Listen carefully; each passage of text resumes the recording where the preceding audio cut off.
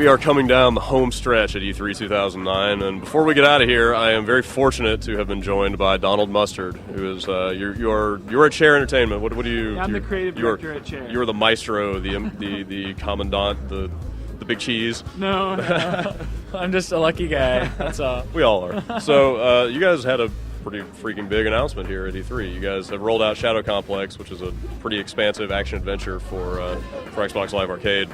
First of all, I just want to say thank you guys for making that kind of game. I'm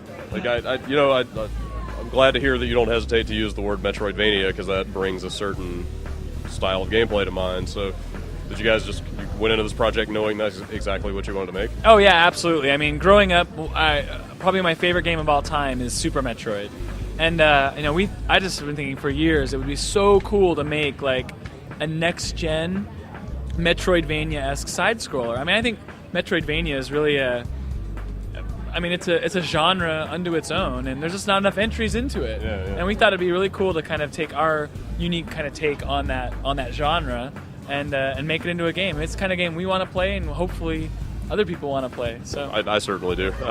So was it a hard sell? I mean, you guys decided to make that kind of game, but like you said, there aren't a lot of those on the market these days. Was it hard to pitch to publishers and development partners to get them to think, yes, this kind of game can still be commercially viable? No, I think that's what's been so surprising. People really seem to want this kind of game. And it was easy to say, Metroidvania, next gen, here's our unique ideas on it, all using Unreal. And people are like, yeah. So you guys have a pretty interesting kind of premise for the game. You're not some badass super spy or, cybernetic soldier. You're just kind of a regular Joe. Can you tell us how that idea came about, and what is that sort of just basic premise?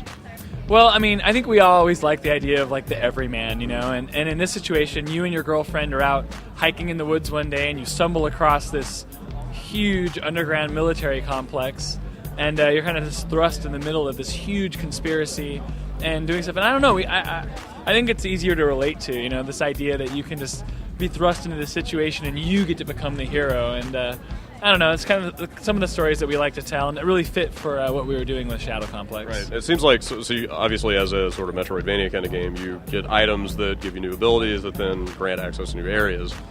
I liked what I've seen so far. It seems very contextual. It's not like you find an orb that gives you a magic ability. It's, you find the backpack that has the climbing gear, and then all of a sudden you can climb. Yeah. So is that consistent throughout the game? Is it pretty natural that you're kind of discovering this equipment and it sort of enhances your abilities? Yes, especially like on the major pickups. We have 18 major pickups, and we tried to make them as contextual as possible. You know what I mean? It's like you said, you get the backpack that has climbing gear in it. You get a thrust pack that allows you to double jump. I mean, so you're not just magically double jumping, and you see yourself putting it on. You get a rebreather that lets you breathe underwater. You get foam attachments for your guns, and everything is really. We really just wanted to be as integrated as we possibly could into a contextual environment. So you guys have the great reveal moment when you give the demo. It's like, here's the area you are right now on the map screen, and then you pull it out and show the whole game, and it's just this huge expanse.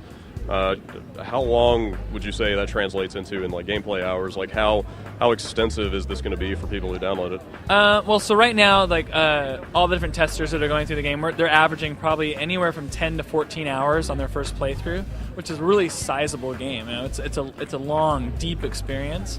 But in the classic style, some of that stuff was important to us. It is possible to beat the game in under 2 hours at 100%. If you know where all the stuff is, like we've come to expect from some of those old kind of Metroidvania style games. So you guys are one of the few developers catering to the speedrun crowd, I guess. Yep. No, you can do the speedruns. We've even built in awesome sequence breaking stuff. I mean, there's a lot of cool stuff that you can do if you're a hardcore fan of this genre. Very cool. So Microsoft announced this is part of the Summer of Arcade, so it's out soon. Yep. Where are you guys at in development? Are you furiously working all night every night to get this thing done, or are you feeling pretty good about where it's at? We feel pretty good about where it's at. Yeah. But we're also working all night because we just want it to be as good as we can make it. We took a few days off to come to E3 to show it to people, but I fly back tomorrow and get right back to work. I mean, we just want to make it as tight and as fun as we can. So awesome. You guys talking any pricing details yet, or is that under wraps? Well, so it's MGS is publishing the game, and so we haven't made any announcements yet on the price. All right, cool. Well, thanks a lot, Donald. I really appreciate your time. Okay, thanks, Brad.